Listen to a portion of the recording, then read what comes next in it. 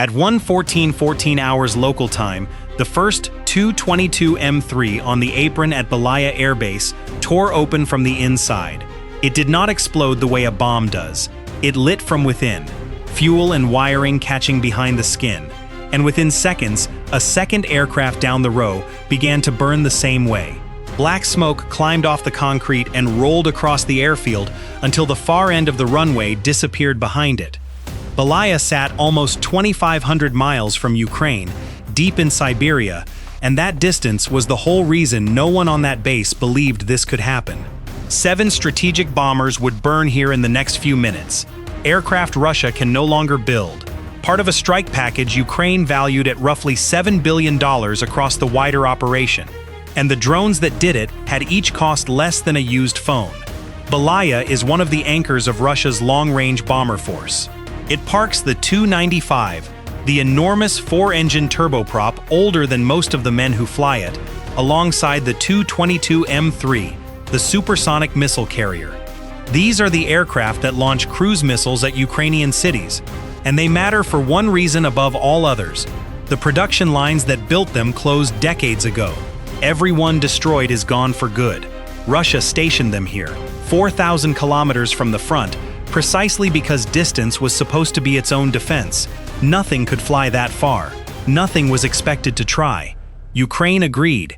It never planned to fly anything that far. Instead, its security service spent months doing something slower and far stranger. FPV attack drones, small first-person view quadcopters, were smuggled deep into Russian territory by truck, hidden inside prefabricated wooden cabins built to look like ordinary cargo on an ordinary flatbed. Those trucks drove across the country and parked, quietly, roughly a mile from the fence line at Belaya. Then they waited. For weeks, the cabins sat closed at the edge of a field. Drones charged and folded inside, until a single signal opened the roofs and the machines lifted out. By the time anything crossed the base's radar, the threat wasn't approaching from 2,500 miles away. It was already inside the wire. The crews at Belaya spent that afternoon exactly as certain of their safety as they had been every afternoon before it, right up until the sky directly above them filled with drones that had been sitting next door the whole time. But Belaya was not blind, and it was not undefended. It had a full air defense network, radar, point defense, electronic warfare, the works. The problem was never that the guns were missing. The problem was which direction every one of them was pointed. The first drones over Belaya did not go for the bombers. They went for the one machine on the base built to stop exactly this kind of attack, a Pantsir-S1, the truck-mounted point defense system sitting out on the field with its radar turning, 2 30mm cannons, and a rack of ready missiles. On paper, a low, slow, close-in target was precisely what the Pantsir existed to kill. Its radar could pick a small drone out of the sky, its cannons could throw a wall of shells into a target's path, and against a single slow aircraft it would win almost every time. That was the specification. That was the promise printed in every brochure. The reality on that apron was different, and the difference came down to 2 words: distance and number. A Pantsir is a gatekeeper. It is built to spot a troublemaker walking toward the door and stop him before he gets inside. But these drones had not walked toward the door. They had been smuggled into the building and were already standing in the middle of the room when the fight began. They crossed the fence so close and so low that by the time the radar resolved them, several were already inside the range at which the missiles could even arm, leaving nothing but the cannons. And there were too many of them at once. A point defense radar can only hold and prioritize so many tracks in the same instant. Flood it with more, and some simply slip through while it is busy with the rest. But the deeper problem was not number, it was time. A crew has to detect the drone, decide it is hostile, slew the mount, and fire, and even a sharp crew needs several seconds to walk that chain end to end. A quadcopter coming in low at highway speed covers well over 100 feet every single second. So in the handful of seconds between the first flicker on the radar and the first shell leaving the barrel, the drone has already eaten most of the distance the whole defense was built around. The missiles need room and altitude to arm. The drone denied them both by starting from a mile away instead of 100. The cannons were the only tool left, and cannons need the barrel pointed at the target now, not 3 seconds ago. Every hesitation, every re-slew, every heartbeat spent classifying one blip was a gift the drones did not have to earn. They simply kept flying straight while the math ran out on the men trying to stop them. The Pantsir at Belaya did fire. It did knock drones out of the air, but every second it spent on one was a second it was not spending on the others, and the others were already too close to stop. Within about a minute, the single system designed to defend the entire base had been overrun and gutted, and it had done so while facing exactly the threat it was built for. That is the part worth sitting with. The Pantsir did not fail because it was weak. It failed because it was solving the wrong problem, and that same wrong problem had been baked into every other layer of Belaya's defense. To see how, you have to look up at the radar that was supposed to see all of this coming from hundreds of miles away. That long-range surveillance radar had swept the skies over Irkutsk for years, and it was very good at its job. Its job was to catch aircraft and missiles crossing borders, coming in high, coming in fast, from far away, with plenty of time and open country in between for the system to see, classify, and hand off to a shooter. Everything about Russia's air defense in the deep rear was tuned for that picture, a threat that announces itself from a distance and gives you minutes to react. Belaya was a castle with every cannon on its walls aimed out at the horizon, watching the roads an enemy army would have to march down. It was a formidable castle, but the enemy never marched down the road. The enemy had been carried inside the walls in a supply wagon and was already standing in the courtyard when the first alarm sounded. A radar built to catch something far away and fast is nearly useless against something that is already near and slow.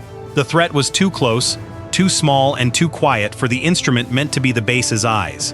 And by the time anyone understood what was on the screens, the only defenses left were whatever the base could physically point at the sky in the next handful of seconds. And here is where the plan showed its second edge. As the base's defenders and its few working systems turned to face the direction the first drones had come from, dumping their attention, their tracks, and their fire into that one patch of sky, a second group of drones was already closing on the far side of the field from a completely different bearing. The defense had been pulled one way, the knockout was coming from the other. Whatever the crews on those systems managed to salvage, they were now trying to fight in two directions at once, with tools that could barely handle one. There was one more card to play, and the defenders played it. Somewhere on the base, an electronic warfare team was sweeping for the radio link between the drones and the operators steering them from far away, and it found one. A single video feed that froze mid-flight, the picture locking into a still frame. For a moment, it looked like a save. It was not. The freeze did not bring the drone down, it only blinded the pilot watching that screen, and a blinded FPV drone does the one thing no one wants. It keeps going, dead straight, at full speed, on whatever heading it held when the picture died. In the 10 seconds it took the operator to understand his screen was gone, the machine flew a couple hundred feet past its target and buried itself in empty concrete. One aircraft spared. But jamming one feed in a swarm is like swatting one wasp in a nest. The gesture is correct, and the outcome is irrelevant, because the rest never even slow down. The drones behind it had their own links, their own operators, their own memorized bombers, and they came on exactly as before. Belaya still had one card in reserve, and it threw it. A second point defense launcher, tracked, held back from the first exchange, its missiles still full, pivoted toward the incoming drones and fired in earnest. This was the shot the base needed an hour earlier. It found targets. It killed some. But catching up is not the same as winning, and the arithmetic had not changed. A launcher that engages a handful of targets at once is useless against a flood, and the drones arrived in a flood, from two bearings, under a growing blanket of their own smoke. The reserve emptied its rack and thinned the swarm. It did not stop it. When the last missile was gone, there were still more drones in the air than shots to spend on them, and the ones that mattered were already lining up on the aprons. Then the last stops fell away, and there was nothing left between the drones and the bombers but the last few seconds of flight. The physics from here is brutally simple. A first-person view drone carries a small charge, nowhere near enough to blow a bomber apart from the outside. It doesn't try to. It punches through the aircraft's thin aluminum skin and burns inside, in the fuel lines and the wiring and the sealed tanks, where a fire takes hold faster than any foam sprayed from the outside can ever reach. One after another, the operator's screens showed the same final frame, a bomber swelling until it filled the picture, a chosen weak point, a fuel tank, the wing root, the avionics behind the cockpit, and then static. 4 Tu-22M3s took hits in a rough row and began burning from the inside out, each one a supersonic missile carrier that no factory anywhere will ever build again. The dry grass at the edge of the concrete caught, smoke stacked higher, and under the cover of that smoke, on the far side of the field, 3 Tu-95s sat almost unwatched, vast four-engine machines, the irreplaceable heart of Russia's strategic fleet. The drones that reached them did not need a precise aim point. They took the largest thing in front of them, the enormous wings, the long fuselage. The first Tu-95 caught a hit in the wing root, and the fire ran out along the wing. The second took hits in its fuel system and simply would not stop burning.